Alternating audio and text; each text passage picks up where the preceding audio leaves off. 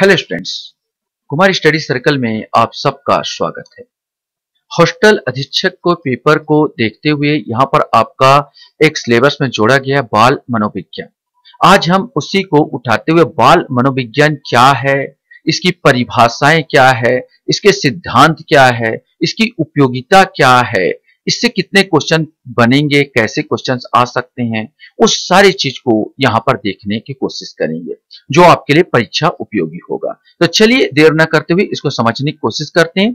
तो बाल मनोविज्ञान चाइल्ड साइकोलॉजी मनोविज्ञान की एक शाखा है जिसके अंतर्गत बालकों के व्यवहार और उनके अंतर मन का अध्ययन किया जाता है। उसके मन में क्या चल रहा है, इस सब चीज का अध्ययन किया जाता है।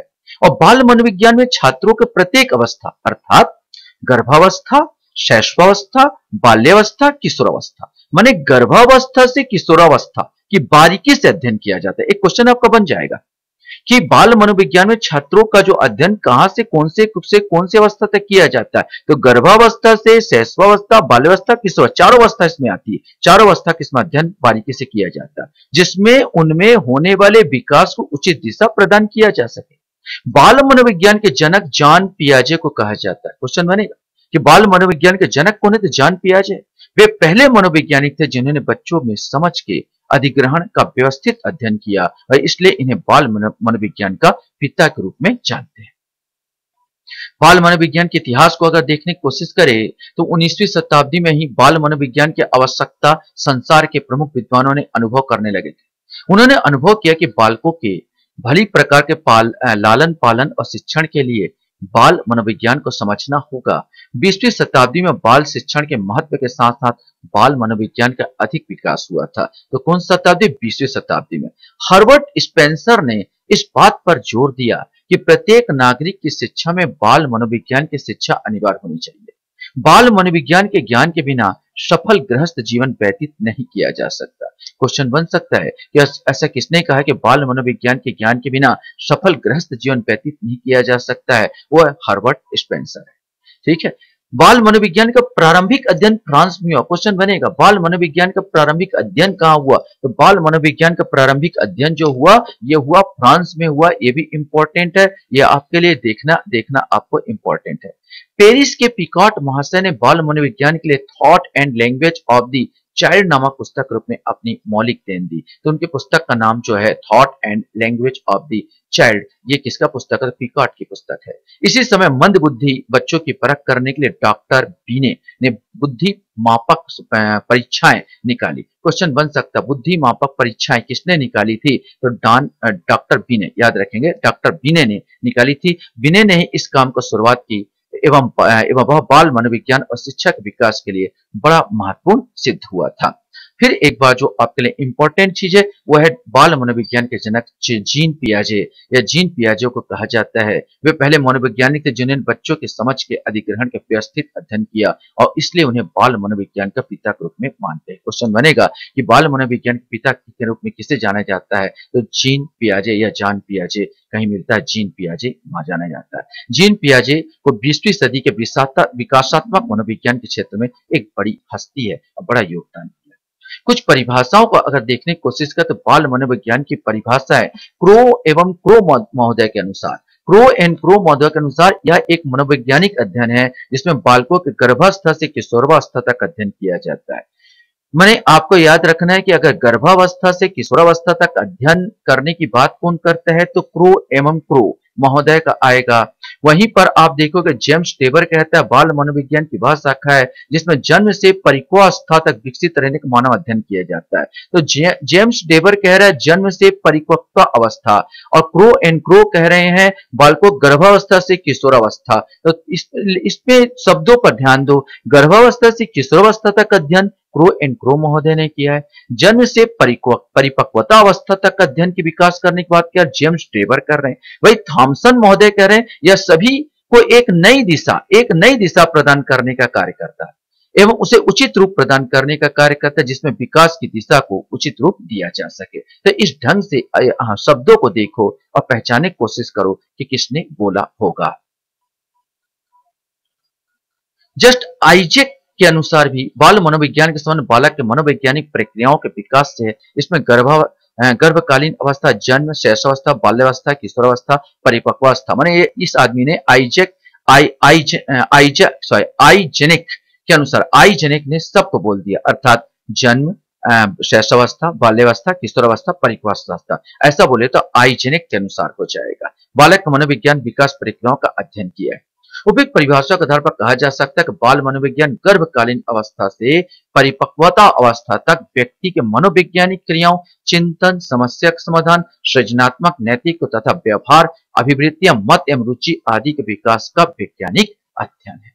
बाल मनोविज्ञान की विशेषता क्या होगी? तो भाई जो परिभाषा है उसी के आधार पर हम इनकी विशेषताओं को भी इंगित कर सकते हैं। इसका केंद्र बिंदु बालक है, नो डाउट यहाँ पर केंद्र बिंदु बालक ही रहेगा। इसके अंतर्गत बालों के व्यवहार का अध्ययन वैज्ञानिक मनोवैज्ञानिक पद्धति के आधार पर किया जाता है।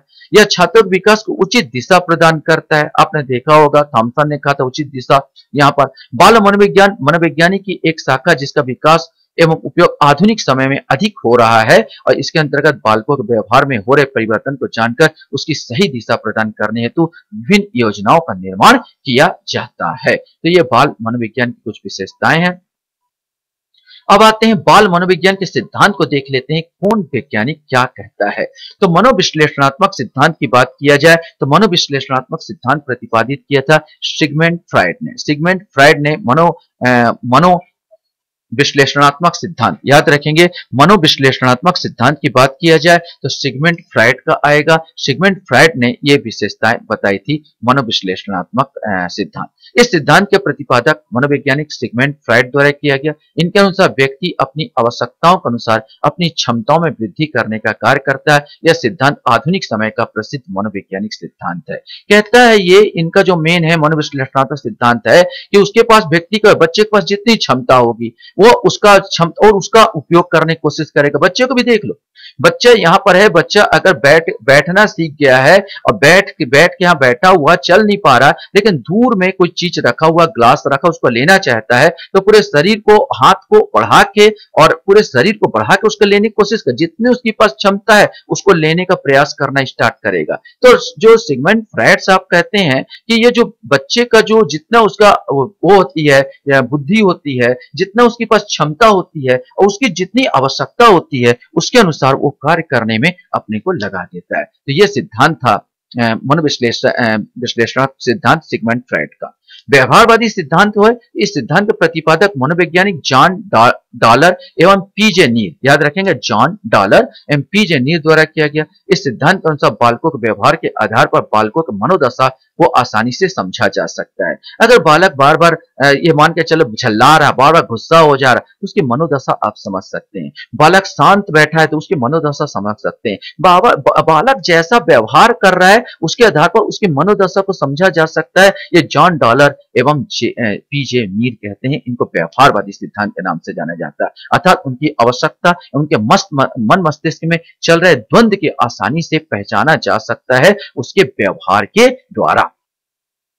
उसी प्रकार एक संज्ञात्मक सिद्धांत है। इस सिद्धांत के प्रतिपादक मनोवैज्ञानिक गेस्टाल्ट द्वारा किया गया। इस सिद्धांत के अनुसार बालक की बुद्धि एवं ज्ञान में हो रहे परिवर्तन के आधार पर उनके व्यवहार में परिवर्तन होते रहते हैं। नो डाउट ये भी सही कहते हैं संज्ञात्मक सिद्धांत, बालक का बुद्धि में और उनके ज्ञान में जितना परिवर्तन होता है ऑटोमेटिक उसका व्यवहार भी उसी अनुपात में क्या हो जाता है, परिवर्तित हो जाता है, जिसको हम लोग जान सकते हैं।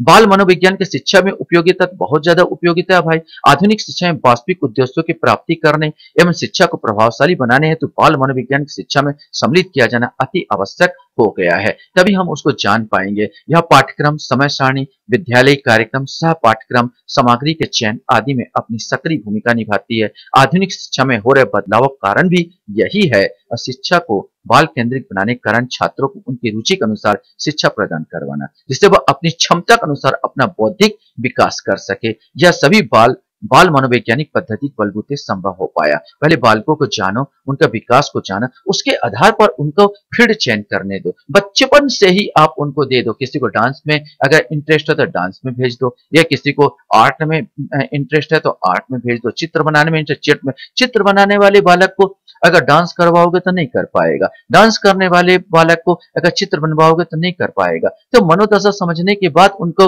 हावी को हम विकास भी कर सकते हैं। यह छात्रों के व्यवहार में हो रहे अवांछनीय बदलाव को उचित दिशा प्रदान करने का कार्य करती है। अगर व्यवहार अवांछनीय असामाजिक है तो हम उसको उचित दिशा दे सकते हैं, जिससे उनमें हो रहे विकास को प्रकट किया जा सके। यह राष्ट्र के विकास में उसके चरित्र निर्माण में अपना अहम भूमिका निभाती है। सामाजिक आवश्यकताओं और शिक्षा के वास्तविक लक्ष्यों का निर्माण करने एवं छात्रों के मानसिक बौद्धिक विकास में उचित दिशा एवं गति प्रदान करने का कार्य इसके अंतर्गत किया जाता है। तो ये सिंपल सा मैंने आपको उठाया था, परिभाषा उठाया इसका।